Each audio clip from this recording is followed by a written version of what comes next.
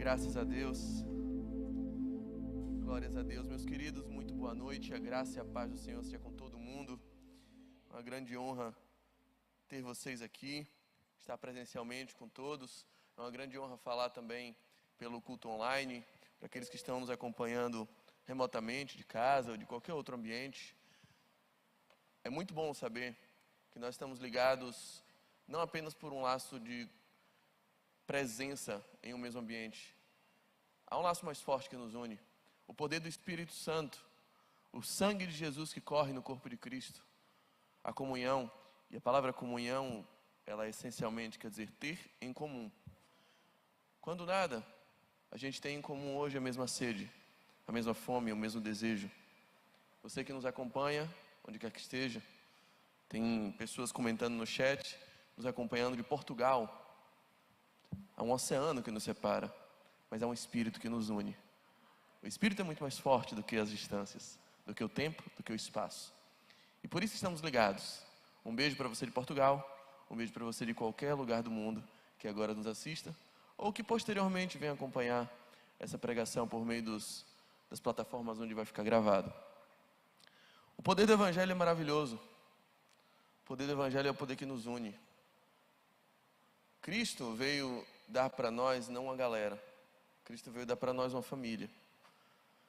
Na mesa de Cristo é o único ambiente onde pessoas improváveis poderiam se unir. Havia, por exemplo, pessoas no primeiro século, de acordo com as castas, com as tribos, com as possibilidades sociais, com os movimentos políticos, que eram absolutamente incompatíveis. Havia pessoas dentro de Israel que eram comissionados de Roma para fazer a exação, a cobrança de impostos dos próprios judeus, e aquilo que ele conseguia cobrar mais era a mais-valia dele, ele era odiado pelos judeus, era um caso dos publicanos. Eles eram parceiros de Roma contra os judeus, mesmo sendo judeu. Havia também outra tribo, entre aspas, outras facções, exemplo dos movimentos separatistas, dos movimentos de libertação, como o caso dos zelotes, que ele queria ouvir qualquer pessoa, ele preferia ver Satanás materializado na frente dele do que ver um romano. O fora Roma era o pessoal dos zelotes. Por exemplo, os zelotes e publicanos eram absolutamente inconciliáveis. Na mesa de Cristo, dentre os apóstolos, havia, por exemplo, um publicano, Mateus, e havia um zelote, Simão. Jesus é aquele que une as diferenças. Jesus é aquele que aproxima os distantes. Jesus é aquele que reconcilia os brigados. Jesus é aquele que põe harmonia onde a nossa teimosia colocou desunião. Por que eu estou falando isso? Dos grandes tesouros que nós temos com uma vida de congregação, com a vida de igreja. Aliás, o maior tesouro. Por que eu digo o maior tesouro? Você não precisa de uma igreja para ser salvo. Você não precisa de uma igreja para ir para o céu. Você não precisa de uma igreja para encontrar com Deus. Deus encontrou Elias numa caverna. Deus encontrou Jonas no ventre de um peixe. Deus estava com Jesus no deserto. Deus estava com Adão no jardim. Não, o poder de Deus não está limitado a uma igreja, a uma parede. O poder de Deus não está limitado a uma estrutura física. O poder de Deus não está. O pastor que disser para você que você precisa ir na igreja para encontrar com Deus, ele está categoricamente mentindo. Você não precisa isso. Nós nunca vamos pregar isso aqui.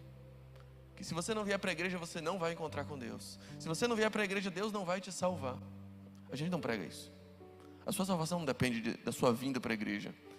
A sua salvação, aliás, não depende de nada do que você faça.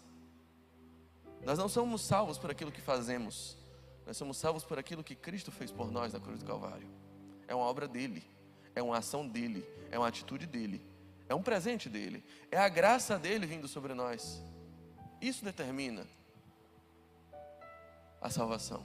É por isso que a gente insiste em dizer que nós não encontramos Jesus, mesmo porque ele nunca esteve perdido. Nós somos por ele encontrados. Nós é que estávamos perdidos e ele nos encontrou. Às vezes o nosso louvor É uma tentativa esforçada de tentar atrair Jesus para o nosso culto. A gente faz o louvor e fica tocando, e tocando, e tocando, e cantando, e cantando, e cantando, e fazendo aquelas orações fervorosas, para ter a expectativa de que talvez Jesus passe ali na porta desse culto, olhe para dentro e diga assim, acho que esse culto está maneiro hoje, vou entrar. Ou então, é Abel na guitarra, Deus me livre. Hoje eu não vou não. Hoje o culto vai ser só vocês. A gente acha que é assim, né? Então que a nossa tarefa ao louvar, ao levantar a mão, ao cair no chão, a ficar de joelho, a cantar, a se esgoelar, que a nossa tarefa é tentar atrair Jesus para o nosso culto. Como se a gente tivesse poder de atrair Jesus e de determinar as ações do céu. A gente acha no fundo, que o céu é reativo e que a terra é propositiva. Que aquilo que acontece no céu é determinado por aquilo que acontece na terra. Que nós temos o poder de dizer para onde Jesus vai, ou para onde ele foi, ou para onde ele não vai. E a depender de um louvor bem tocado, a depender de uma performance perfeita, Jesus entra ou não entra nesse culto. Desculpe, não é assim, bem. Meu pedacinho de maná não é assim. Eu gosto de relembrar os louvores antigos e me alegra quando eu lembro que há mais de 20 anos o nosso irmão J. Neto já cantava, expressava dizendo, na verdade, queridos, quando eu cheguei aqui, o meu Senhor já estava. Ele sempre chega primeiro. Não somos nós que atraímos a Deus, Ele é quem nos atrai. Se você veio aqui hoje, querido, a grande notícia que eu tenho para você é que você não veio buscar Deus. Você veio para cá porque Ele te buscou onde você estava e te trouxe a presença dEle. Jesus diz, quando o Filho do Homem for levantado sobre os homens, a todos Ele atrairá para si. Nós somos por Ele atraídos, nós somos por Ele chamados.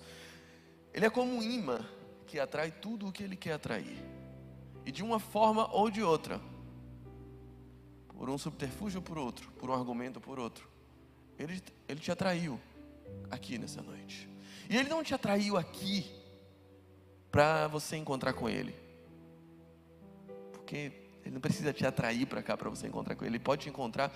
Salmo 139 diz que você pode pegar as asas da alvorada e no mais alto céu, você pode mergulhar nas profundezas dos mares, ou você pode fazer no abismo, no lugar dos mortos, no lugar de sepultura, a sua cama, e até ali o Espírito Santo está.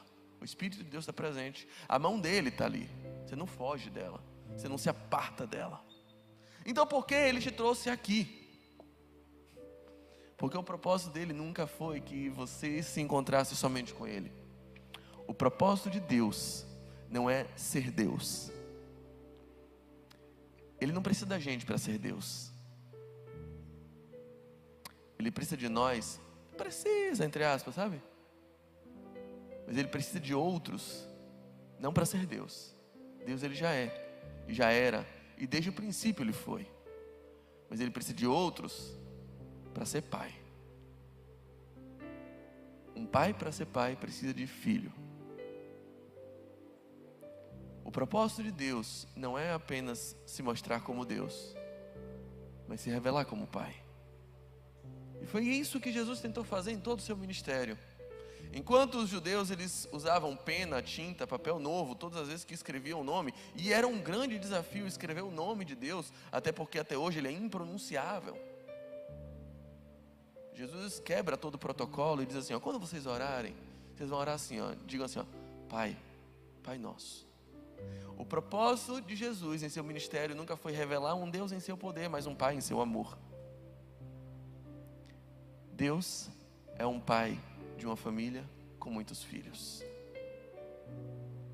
Em todo evangelho, ele demonstra uma necessidade que o homem entenda de que essa pessoa que está do seu lado, ele é mais do que um estranho, ele é o seu irmão. Ele é o seu irmão. O que Jesus sempre nos ensina é que o desejo do Pai é que a gente aprenda a chamar de irmão quem o Pai chama de filho. É nisso que Ele quer nos engajar, é nisso que Ele quer nos trazer um propósito. Então o grande propósito da igreja não é você encontrar com Deus. O grande propósito da igreja é você encontrar com o seu próximo. É você encontrar com sua família, é você encontrar com seus irmãos. Aqui por muitas vezes já foi dito, por exemplo, a predileção, a preferência do pastor Diogo pelo livro de Romanos, e a gente vê como o olho dele brilha todas as vezes que ele fala da carta de Romanos. Aliás, nas quartas-feiras, hoje de manhã, por exemplo, ele pregou no livro de Romanos. Toda quarta-feira ele segue uma série que é a série Romanos. Versículo por versículo ele vai falando, e já tem um tempinho que ele está nessa, e não sai dessa, que é a grande paixão dele. É o livro preferido dele, o livro de Romanos. Diz ele, é uma das maiores obras já escritas pela humanidade. Mas a minha afeição com o livro de Romanos vem de antes. E o grande responsável por isso é um amigo de infância, Rafael. Rafael cresceu comigo, eu conversava com ele agora há pouco até. E Romanos era uma carta que passou desapercebida por mim, por muito tempo. E Rafael sempre foi meu rival em muita coisa. Lá na rua, se eu jogava num time, ele jogava no outro. E a gente sempre disputou tudo. E quando a gente começou a estudar teologia, por conta própria, ele se afeiçoou imediatamente à vertente calvinista. Aquela que é salvo uma vez, salvo para sempre. Daquela que dá perseverança dos santos. Daquela que a graça é irresistível. Daquela que ninguém perde salvação. E eu me afeiçoei ao outro lado. Ao lado arminiano. Ao lado do que diz, ó, Deus veio te dar livre-arbítrio. Eu libertar seu arbítrio. O lado que responsabiliza o homem pelas suas escolhas. E no fundo, cara, são perspectivas. E a gente rivalizava muito e eu tentava quebrar o pescoço dele, ele tentava quebrar minha coluna nos argumentos. E a gente sempre se respeitou e se amou muito. E eu aprendi a amar Romanos a partir da devoção dele. E seguramente ele aprendeu a amar muitas outras coisas por causa da minha devoção. É incrível como o ferro afia o ferro. É incrível como mesmo nas disputas, com um tiquinho de maturidade, a gente cresce assustadoramente. E Rafael é um grande responsável por boa parte do meu crescimento espiritual e a minha curiosidade em aprender mais sobre a palavra de Deus. Eu queria que você abrisse a sua Bíblia no livro de Romanos. Carta do apóstolo Paulo aos Romanos, no capítulo 7. Muitos chamam a carta de Romanos de o Evangelho Epistolar. A carta que é o resumo dos Evangelhos. O Evangelho de Paulo. Não, ele não faz aquela ideia literária de evangelho que a gente conhece, que é fazer algo, uma biografia ou uma hagiografia, como alguns dizem, da vida de Jesus. Mas ele sintetiza o que vem a ser a ideia de toda a essência do Evangelho e do grande ensinamento doutrinário que o Evangelho vem nos legar. É isso que a carta de Romanos vem nos trazer. Como síntese, como aprofundamento, como noção, como ideia, como consciência. E eu queria que você lesse comigo alguns trechos do capítulo 7. A partir do verso 7. Acompanhe comigo. Romanos, capítulo 7, do verso 7 em diante, diz assim: que diremos então? Que a lei é pecado? De modo nenhum. Mas eu não teria conhecido o pecado a não ser por meio da lei. Porque eu não teria conhecido a cobiça se a lei não tivesse dito, não cobice. Mas o pecado, aproveitando a ocasião dada pelo mandamento, despertou em mim todo tipo de cobiça. Porque sem lei, o pecado está morto. Houve um tempo em que sem lei eu vivia, mas quando veio o mandamento, o pecado reviveu e eu morri. E verifiquei que o mandamento que me havia sido dado para a vida, esse se tornou em mandamento para a morte. Porque o pecado, aproveitando a ocasião dada pelo mandamento, me enganou. E por meio do mandamento me matou. Assim, a lei é santa e o mandamento é santo, justo e bom. Então aquilo que é bom se tornou morte para mim? Não, de modo nenhum. Pelo contrário, o pecado, para se mostrar como pecado, por meio de uma coisa boa, causou minha morte, a fim de que pelo mandamento o pecado mostrasse toda a sua força de pecado. Porque bem sabemos que a lei é espiritual, eu porém sou carnal, vendido à escravidão do pecado. porque nem mesmo compreendo o meu próprio modo de agir, pois não faço o que prefiro, e sim o que eu detesto. Ora, se eu faço o que eu não quero, eu concordo com a lei que é boa. Nesse caso, quem faz isso já não sou eu, mas é o pecado que habita em mim. Porque eu sei que em mim, isto é, na minha carne, não habita bem nenhum. Pois o querer o bem está em mim, mas não o efetuar. Porque não faço o bem que eu quero, mas o mal que eu não quero, esse eu faço. Mas se eu faço o que eu não quero, já não sou eu quem faz, e sim o pecado que habita em mim. Assim eu encontro essa lei: quando quero fazer o bem, o mal reside em mim. Porque segundo o homem interior tenho prazer na lei de Deus, mas vejo nos meus membros outra lei, que guerreando contra a lei da minha mente, me faz prisioneiro da lei do pecado, que está sobre os meus membros. Miserável homem que sou, quem me livrará do corpo dessa morte? Graças a Deus, por Jesus Cristo nosso Senhor, de maneira que eu, de mim mesmo, com a mente, sou escravo da lei de Deus, mas segundo a carne, sou escravo da lei do pecado. Agora, pois, já não existe mais nenhuma condenação para os que estão em Cristo Jesus, porque a lei do Espírito da vida, em Cristo Jesus, livrou você da lei do pecado e da morte. Que Deus nos abençoe. Paulo traz um relato emocionado, um relato de um desabafo, um relato de um homem que expressa veementemente, reiteradamente, repetidamente situações que o envergonham. Paulo é um homem envergonhado escrevendo Romanos 7 e diz: o que eu quero fazer, e eu sei o que eu quero fazer, eu só não consigo. Em mim está todo o querer, todo o conhecimento. Eu sei qual é a vontade de Deus. Eu já compreendi qual é o conteúdo da lei. Eu compreendi o que é o padrão de Deus para uma vida reta, para uma vida sábia, para uma vida duradoura, para uma vida plena, para uma vida feliz, para uma vida santa. Eu já compreendi tudo isso. Eu já entendi o que Ele quer de mim. O que eu não consigo é fazer. A célebre frase, a máxima paulina: o bem que eu quero eu não faço, o mal que eu não quero eu já fiz, está contido nesse trecho que a gente leu. E parece que esse é um desafio de todos nós, cristãos e ateus, jovens e velhos, homens e mulheres, ricos e pobres, de todas as tribos, povos e raças. Todos nós temos o grande desafio.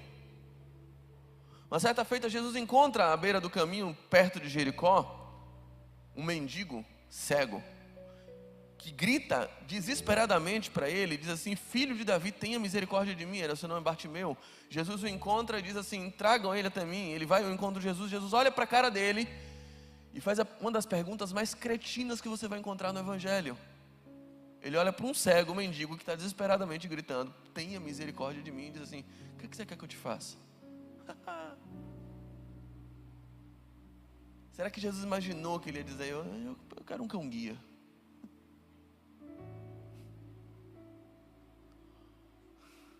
A resposta parece óbvia para você?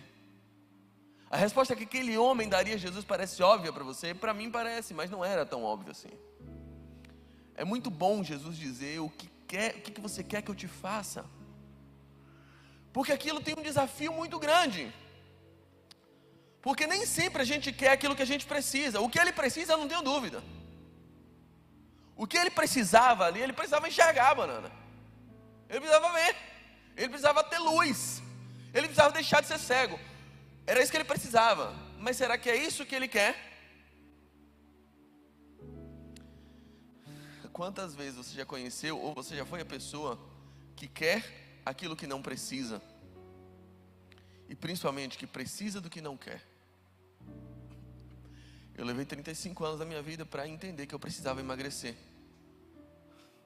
Na verdade, eu já sabia que eu precisava, eu só não queria. Porque entre emagrecer e comer 5 pedaços de pizza, vamos lá. Entre comer o cachorro quente da cantina de Pati e comer batata doce, vocês me desculpem. Eu tinha uma escolha muito bem definida na minha mente. O que eu precisava era outra coisa, mas o que eu queria. E tem outras pessoas que querem o que não precisam.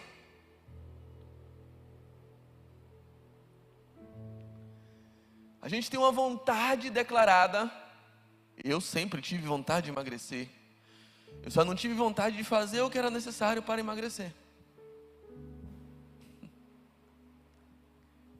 Quantas pessoas que você conhece que na verdade precisam passar mais tempo com o filho, precisam recuperar o casamento, precisam dar mais atenção, precisam perdoar o pai, precisam dar mais atenção à sua mãe. Ele sabe que precisa disso, mas tudo que ele quer é fazer mais hora extra e ganhar mais dinheiro. E ter mais dinheiro para poupar. É esse desafio que a gente carrega.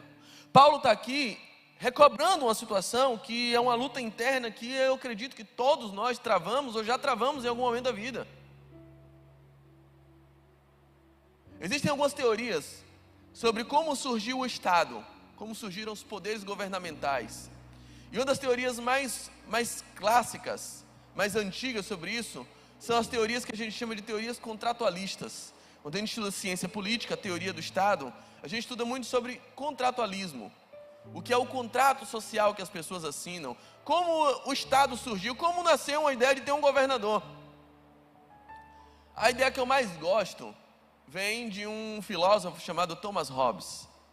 Thomas Hobbes escreve um livro chamado O Leviatã. E nesse livro, ele explica como nasce o Estado. Ele diz o seguinte: olha, antigamente o homem vivia no estado de natureza. É um estado sem Estado. Cada um fazia o que queria. Não havia rei, não havia governador, não havia presidente, não havia prefeito. E o que começou a acontecer? O homem começou a degladiar-se com o próprio homem. Ou seja, os vizinhos estavam todos se matando. Porque um dia um homem diz: ah não, eu não quero ficar mais só com esse espaço, eu quero aquele espaço também. O outro diz: espera aí, esse espaço é meu. Aí ele dizia: vamos resolver na peixeira. E nessa brincadeira o homem foi se exterminando, até o momento em que o homem inteligentemente começa a perceber: brother, a gente vai se matar, a gente vai se extinguir. Daqui a pouco não tem mais homem para contar a história, não tem mais mulher aqui para parir, porque a gente todo dia morre um aqui por causa de uma briga, de uma manga que caiu num pé, eu acho que é minha e você acha que é sua. E aí o homem se reúne, uma sociedade se reúne e faz um contrato social. Eles abrem mão dos próprios poderes, movidos por um sentimento: pelo medo. Um homem com medo do outro. Então, pelo medo de a gente se matar, a gente faz uma escolha: vamos nomear um governador aqui e abrir mão de parte. Eu vou abrir mão do poder que eu tenho de lhe matar, e você abre mão do poder que você tem de me matar, para a gente ser governado, senão a gente morre. E aí daí vem a expressão que Thomas Hobbes usa, dizendo: o homem é o lobo do homem. O homem essencialmente é mau. O homem é ruim. Se você soltar dois homens sozinhos, eles vão se matar. Bota dois homens numa gaiola aí, eles vão se matar uma hora ou outra. Eles vão disputar, eles não vão cooperar. O homem natural é assim. E a gente descobre isso com cada vez mais robustez quando a gente vira pai. Algum pai, alguma mãe ensinou ao seu filho o seguinte: filho, você tem que defender seu brinquedo. Você não pode deixar o coleguinha tomar. Você tem que dizer: é meu. Quando ele vier tomar, você diz assim: não, esse é meu. Alguém precisou ensinar isso ao filho aqui? Nunca. Você lembra do trabalho que você teve para ensinar o seu filho a dizer assim: pega meu brinquedo também, coleguinha? O que dá trabalho? Ensinar o filho a defender o brinquedo, a compartilhar o brinquedo? Nosso Deus. Que tristeza. Você lembra quando você ensinou seu filho a mentir? Alguém lembra aqui? Pode levantar a mão. Não? O filho de vocês não mentem? O meu tem 3 anos e mente igual um cachorro. E é cada uma mentira mais elaborada que a outra, que é um espetáculo. Eles aprenderam com quem? Vem no pacote. Eu não sei qual a assinatura de vocês, se é premium, se é standard, se é... mas vem no pacote. Eles vêm mentindo. Essa gurizada vem mentindo. Ela vem egoísta. Ela vem sabendo bater. Eu tive que ensinar meu filho a beijar. Ele agora aprendeu a beijar. Vira um beijoqueiro nato. Mas a bater eu nunca ensinei. Nunca ensinei. E sim, eu já fui chamado na escola. Pense na dor, no orgulho que dá saber que tem pai dizendo que vai tirar o filho da escola porque o seu guri deu dentada. Acho que eu já mordi meu filho alguma vez na vida? Não. Antes de ter dente ele já mordia. Eles são criativos para isso. A gente não precisa ensinar. Quem nos ensina isso é a nossa natureza. Ela é decaída. Ela é naturalmente má. Você não precisa ir só para a Bíblia para entender isso. Esse estigma que Paulo está trazendo aqui, essa angústia que Paulo está trazendo, ela é compartilhada por toda a humanidade. Nós nascemos inclinados ao mal.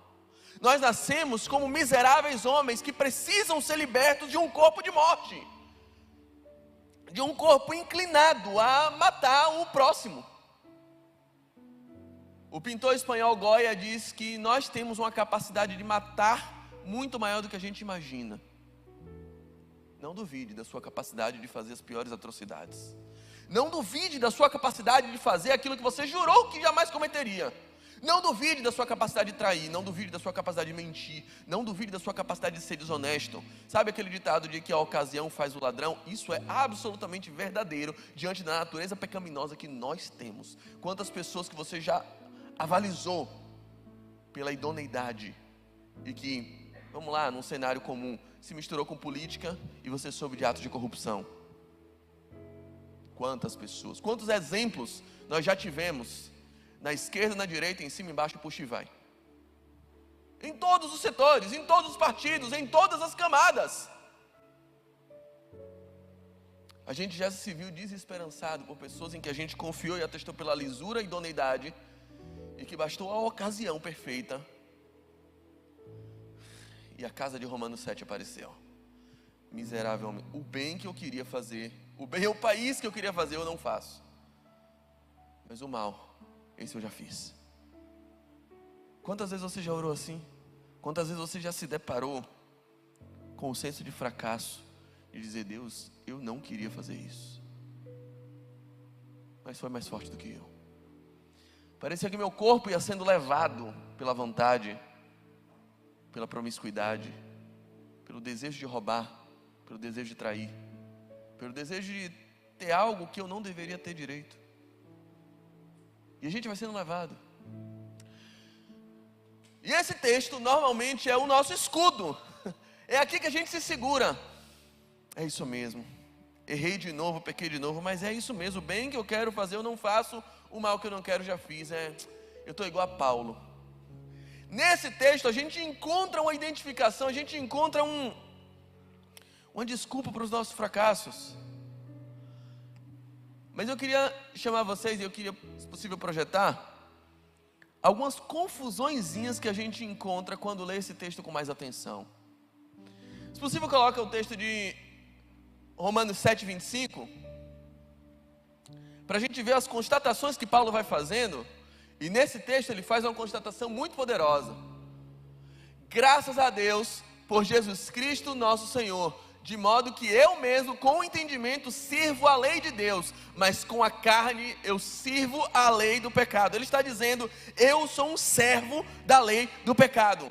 Eu até posso pensar na lei de Deus, e com o meu entendimento ela está aqui, eu conheço ela, eu raciocino ela, eu racionalizo ela, mas com as minhas atitudes, com a minha carne, com o meu dia a dia, com o meu cotidiano, eu parece que sou escravo da lei do pecado.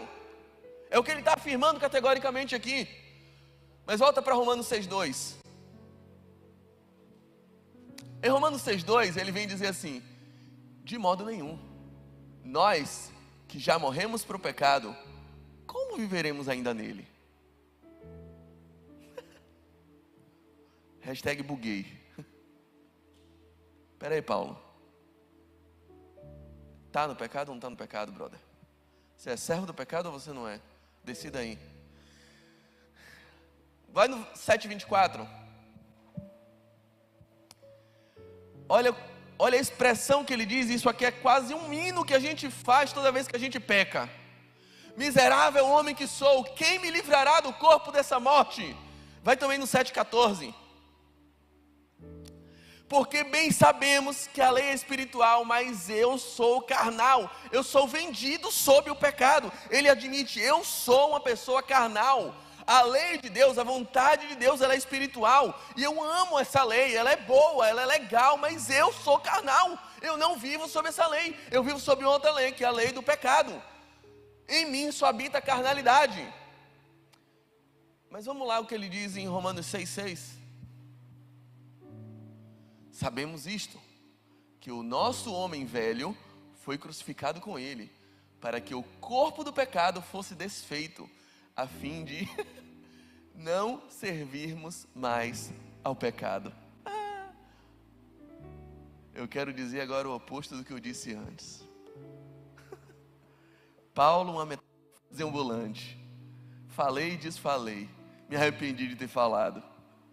Não parece que está acontecendo isso? Olhe mais. 7,17. Olha o que ele diz aqui. Agora, porém, não sou mais eu que faço isso, mas o pecado que habita em mim. Verso 20 agora. Ora, se eu faço o que eu não quero, já o não faço eu, mas o pecado que habita em mim. Ele está dizendo, eu sou governado pelo pecado. Ele está afirmando isso. Eu não me governo. Quem me governa é o pecado. Mas vai lá no 6,14. Um capítulo antes. Olha a treta que ele está dizendo. Pois o pecado não terá domínio sobre vós, porquanto não estáis debaixo da lei, mas debaixo da graça. E ainda no capítulo 7, 7,4. Olha o que ele vai falar. Assim também vós, meus irmãos, fostes mortos quanto à lei, mediante o corpo de Cristo, para pertencerdes a outro, àquele que ressurgiu dentre os mortos, a fim de que demos frutos para Deus. Se um capítulo ele diz assim, eu não me governo, quem me governa é o pecado. Um capítulo antes ele já tinha dito, o pecado não nos governa. Para com essa ideia de que você é governado por instintos. Para com essa ideia de que você não escolhe o que faz, de que você está sob uma força que é maior do que você, que vai te levando a você fazer o que você não quer. Para com isso. Quem está certo? O Paulo 6 ou o Paulo 7? Por fim, olha o 7,23. Ele diz assim, mas vejo nos meus membros outra lei, guerreando contra a lei do meu entendimento, e me levando cativo à lei do pecado, que está nos meus membros. Parece que ele está preso por uma lei do pecado. Parece que ele está preso pelo instinto e não tem mais poder nenhum sobre o próprio corpo. Eu estava lá e não sei, uma força fez virar o volante e entrei no motel. Meu Deus, não queria. Paulo não se governa. Paulo é uma criança, domada pelos instintos e por uma lei que ele não conhece, mas ele faz o que ele não quer o tempo todo. Mas o que ele diz em Romanos 8:2? Porque a lei do Espírito de vida em Cristo Jesus já te livrou da lei do pecado e da morte. O que está acontecendo aqui que Paulo está o tempo todo se contradizendo tanto? Que Paulo fala um negócio, depois diz exatamente o contrário. O que está acontecendo? Que Paulo fala aquela oração que a gente repete toda vez que a gente peca, e a gente usa como uma desculpa perfeita para validar todos os nossos erros e a nossa continuidade em fazer tudo que está errado. Para a gente legitimar os instintos mais podres do nosso coração, e a gente dizer, é assim mesmo, eu sou assim, não tem jeito, a gente é falho mesmo, né? Miserável homem que sou. Há toda evidência. Paulo está usando um recurso retórico que no grego ele usava muito, que chama o argumento do louco. E o que é o argumento do louco? O argumento do louco é o mesmo recurso que ele usa em Romanos ou em 2 Coríntios capítulo 12, quando ele diz assim, olha, eu conheço um homem, eu não sei se no espírito ou fora do espírito, esse homem foi até o terceiro céu, E lá ele viu coisas que ao homem não é lícito nem contar. E aí ele fica na dúvida se ele vai se gabar ou se ele não vai se gabar por causa desse homem. Vamos lá. Quem é esse homem? Alguém tem um palpite de quem ele está falando ali? De quem? Dele mesmo. Ele está falando dele. Eu conheço um homem, eu não sei se no corpo, se fora. Ele foi até o terceiro. Eu não sei se eu devo me gabar nesse homem. Ele está falando dele. Isso é um recurso retórico grego. O argumento do louco. Quando você quer elogiar, você fala de si mesmo, só que se referindo a outra pessoa. Esse mesmo argumento, esse mesmo recurso, quando você quer falar de outra pessoa, mas de modo negativo, o que você faz? Você fala de si mesmo. Eu sou assim. Na verdade, ele está dando um recado aos judeus, que tentam se valer com base na lei, que tentam adquirir santidade simplesmente por obediência, e que acham que vão ser salvos por conta disso. E ele está falando, miserável homem que sou. Na verdade, ele está falando de um estado anterior dele, um estado onde ele era igualzinho àquelas pessoas que agora estão ouvindo sua palavra. A pessoa que tem conhecimento, que tem algum nível de proximidade com Deus, que conhece a lei de Deus, que conhece a sua vontade, que conhece o seu querer, que sabe o que Deus quer para a sua vida, mas ainda não consegue cumprir.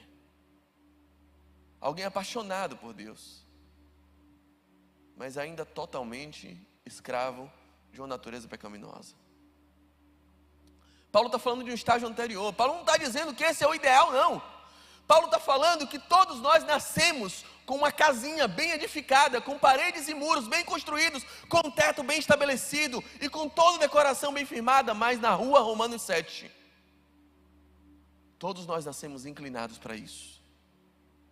Mas ao mesmo tempo em que Paulo fala isso, de uma lei que te puxa para baixo, como a lei da gravidade, com uma lei que te atrai ao pecado, com uma lei que faz você desejar aquilo que não é seu, com uma lei que está dentro de você, atuando dentro do seu coração, fazendo você querer o que você não queria querer. Schopenhauer já disse que o homem é livre para fazer o que quer, mas o homem não é livre para querer o que quer. Eu aposto que você queria. Quantas vezes você já tentou não gostar de uma pessoa e aquele coração bandido e vagabundo vai atrás? Ou quantas vezes você tentou gostar de alguém e não deu match? A gente não manda os sentimentos. A gente não manda no que a gente ama. E o pior é que a nossa vida não é determinada por aquilo que a gente sabe. A nossa vida é determinada por aquilo que a gente ama. Quem aqui não sabe mesmo, não tinha esse conhecimento. Quem aqui não sabe que Coca-Cola faz mal?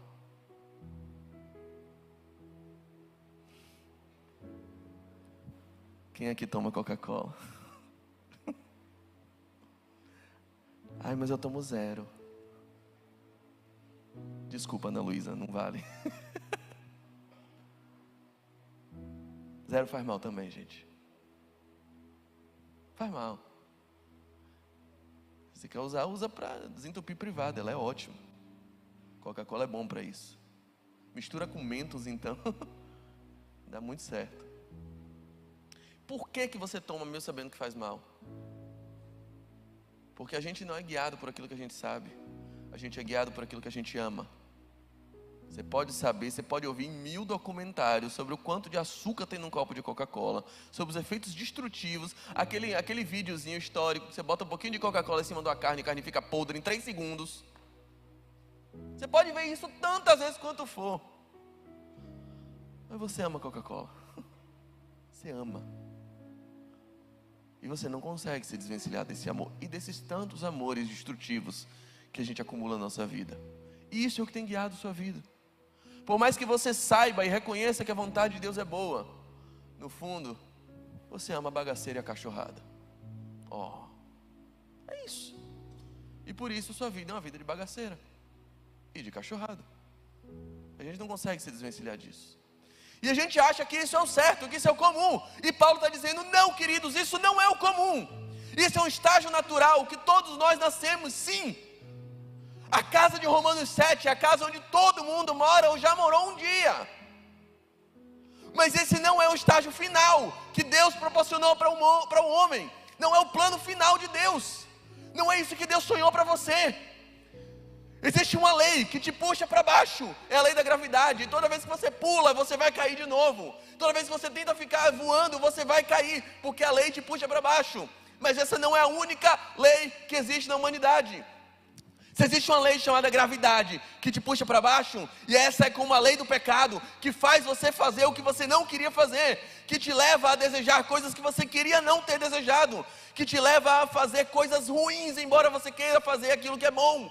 Essa lei do pecado e da morte, que te puxa para baixo, ela pode ser anulada por uma outra lei, que é como a lei da aerodinâmica, que embora todo o peso te puxe para baixo, ela te faz voar independente disso, e essa lei se chama a lei do Espírito e da vida.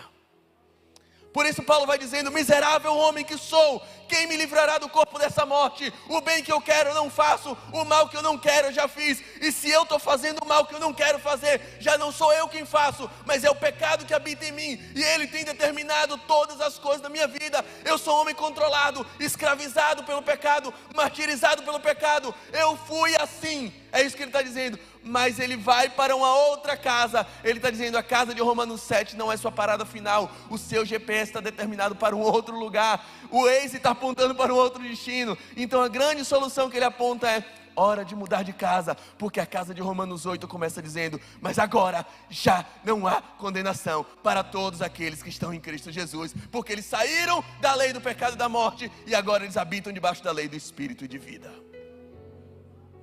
O grande segredo que Paulo está dizendo é: irmãos, não se desculpem com base no seu endereço. Não justifique suas atitudes simplesmente dizendo: eu sou assim. Eu moro nessa casa de Romanos 7. Não. Paulo está dizendo: Deus preparou uma outra casa para você. Deus tem uma outra rua para você morar. A rua de Romanos 8, ele está dizendo: já não há condenação. E quando a gente lê isso, a gente pensa imediatamente em inferno. Já não há mais inferno para aqueles que estão em Cristo Jesus. E ele não está falando de inferno. Ele está falando de uma condenação em vida. Ele está falando de uma vida plena, de uma vida onde você de fato tem liberdade, porque se o Filho vos libertar, verdadeiramente sereis livres. De uma vida onde você já não é mais escravo das suas vontades e das suas vontades pecaminosas. De uma vida onde você tem agora o prazer, a experiência, a liberdade de dizer: eu sei qual é a vontade de Deus, eu amo a vontade de Deus e eu faço a vontade de Deus. Uma vida onde o pecado, onde o declínio, onde o tropeço, onde a queda passa a ser um acidente e não a sua regra. Uma vida onde a culpa pelos erros passados já não te prendem, já não te martirizam. Ele está dizendo: calma, já não há mais necessidade de uma vida tão troncha, de uma vida tão mesquinha, de uma vida tão acabada, de uma vida tão sofrida, de uma vida tão chorosa. Já não há mais essa necessidade, já não há mais esse tipo de condenação, já não há mais inferno em vida para aqueles que estão em Cristo Jesus. Se você é pesado demais para voar, o Espírito te dá a aerodinâmica para que você não fique sempre sendo puxado. Como é que faz isso? Não dá para mandar no coração, não dá para mandar nas vontades, não dá para você escolher o que deseja, não dá para você escolher quem amar. É por isso que a grande promessa de Deus não é uma promessa de adestramento. Às vezes a gente tenta fazer religião assim, adestrando, dando 5 passos para você ter mais domínio próprio. Os 7 passos da vitória, a campanha das cabeçadas na cruz, para você adquirir mais santidade. E os livros de autoajuda, os livros de ensinamentos. Deus não quer adestrar seu coração, Deus não quer fazer uma lavagem cerebral. A única possibilidade de você ter novos amores é a promessa que Ele faz em Jeremias, Ele faz em Ezequiel, para uma nova aliança. e eu lhes darei um novo coração. O Evangelho é, antes de tudo, um milagre. O Evangelho não é um adestramento. O Evangelho não é um bom conselho. O Evangelho é uma boa notícia de que Jesus morreu na cruz para reconciliar aqueles que estavam perdidos e trazer de volta ao aprisco dele. A grande notícia do Evangelho é de um homem que foi levantado num madeiro, se fazendo maldição a ele mesmo. E levantado entre os homens, ele a todos atrai para si. A grande notícia do Evangelho é que se o Filho vos libertar, verdadeiramente você pode ser livre. A grande notícia do Evangelho é que você já não precisa ser mais escravo de suas vontades. É que você já não precisa ter a sua casa eternamente em Romanos 7. Jesus veio dar a sua vida para que você possa mudar de casa, para que você possa viver uma vida onde já não há mais condenação, para que você possa viver uma vida plena, gostosa, feliz, saborosa. É mentira essa ideia de que o Evangelho propõe sofrimento apenas, de que se fosse assim seria bom demais, de que Deus não quer você tendo prazer. Isso é mentira. É mentira a ideia de que Deus gosta de ver o homem sofrendo por nada, porque quem sofre mais nessa terra vai ter mais bem no céu. Isso não é o Evangelho. Essa ideia de que o Evangelho de Cristo propõe uma prova de desafio, de resistência contínua, e coloca você um prato cheio e diz assim: olhe, mas não prove. Prove, mas não deguste. Deguste, mas não goste. Esse não é Deus. Essa é a consciência martirizadora da religiosidade vazia. Deus não. Deus te livra das vontades loucas que vão fazer você se desfigurar, e coloca no seu coração o desejo de comer aquilo que te faz bem, de ter o alimento que vai fazer você ter uma vida boa e plena. Eu preferia a minha vida inteira 5 fatias de pizza, mas comendo 5 fatias de pizza, eu estava no risco máximo de esteatose hepática, no risco máximo de cardiopatia, um refluxo que não me deixava nem uma hora do dia, acima do peso. Fazendo essa comparação, é como se o Evangelho verdadeiro, a plenitude do Evangelho, colocasse você numa outra casa, na casa de Romanos 8, onde já não há mais vontade de se matar, onde aquilo que agora te dá prazer não é aquilo que te engarguela, aquilo que te dá prazer também te dá vida, e vida em abundância, onde faz você se sentir bem todo dia, comendo algo que te agrada. Esse é o Evangelho. E talvez você esteja desesperadamente dizendo: eu preciso disso, porque o que eu desejo, na verdade, está me acabando. Eu tive uma experiência quando eu era pequeno. Com 5 anos de idade, eu tomei uma decisão muito madura. Eu resolvi fazer a barba. Você vê como é minha barba hoje. Imagina com 5 anos. Bem robusta, né? Minha barba era com 5 anos de idade. Então eu enchi minha cara de sabonete, peguei o barbeador de meu pai e comecei. Não tinha pelo, mas tinha pele. Metade do meu rosto foi embora só na primeira. E quando eu vi o estrago no espelho, eu só pensava uma coisa: meu pai vai me matar. Meu pai vai me dar uma surra daquelas categóricas que eu nunca vou esquecer e vou contar para os meus netos. E eu passei 3 dias virando a cara para meu pai, dizendo: oi, pai. Assim, sem que ele veja esse lado desfigurado. E obviamente eu estava enlouquecido, porque uma hora ele ia me pegar desprevenido, uma hora ele ia ver aquele negócio e eu nem ia conseguir esconder, ele ia ver de relance, ele ia me ver dormindo, e ele ia saber que eu escondi algo muito forte dele. 3 dias depois, eu já com torcicolo, não aguentei. Chamei meu pai e falei: pai, aconteceu um acidente. talvez eu tenha pego o seu barbeador. E talvez eu tenha achado que era hora de fazer a barba.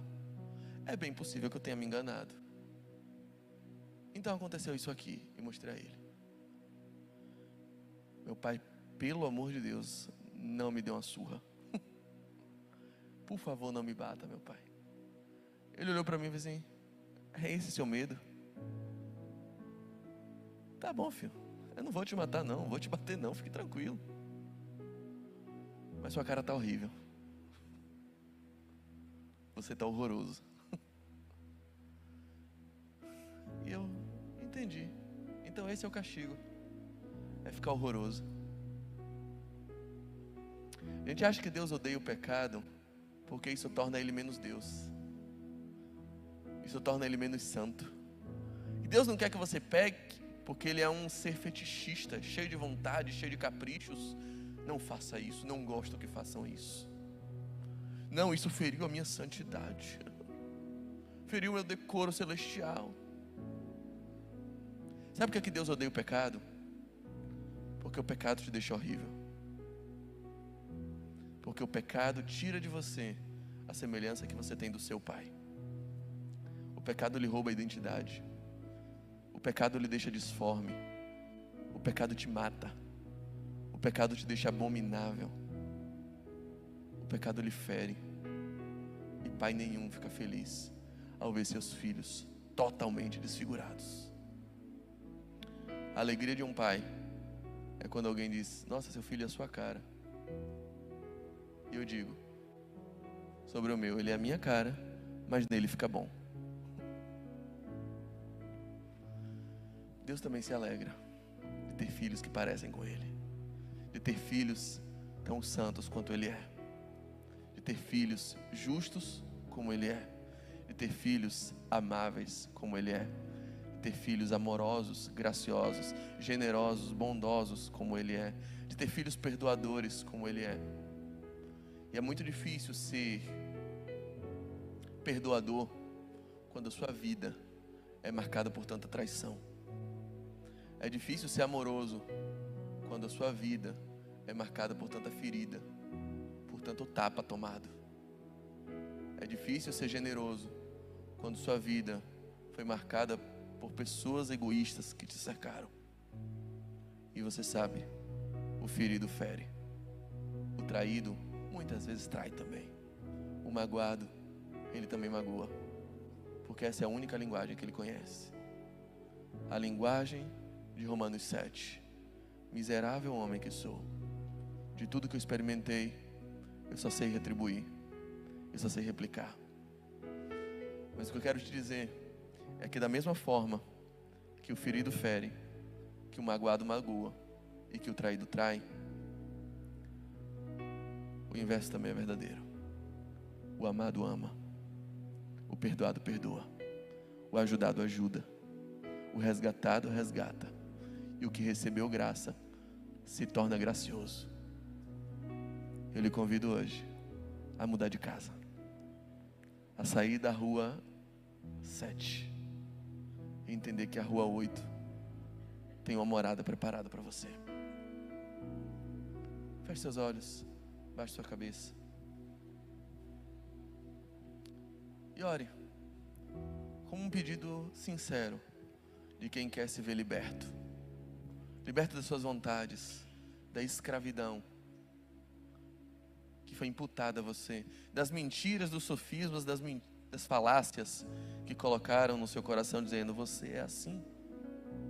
De tantas vezes que o mundo lhe impôs desafios e que você acabou amortecendo todos eles e você acabou aceitando que é assim mesmo, eu sou assim.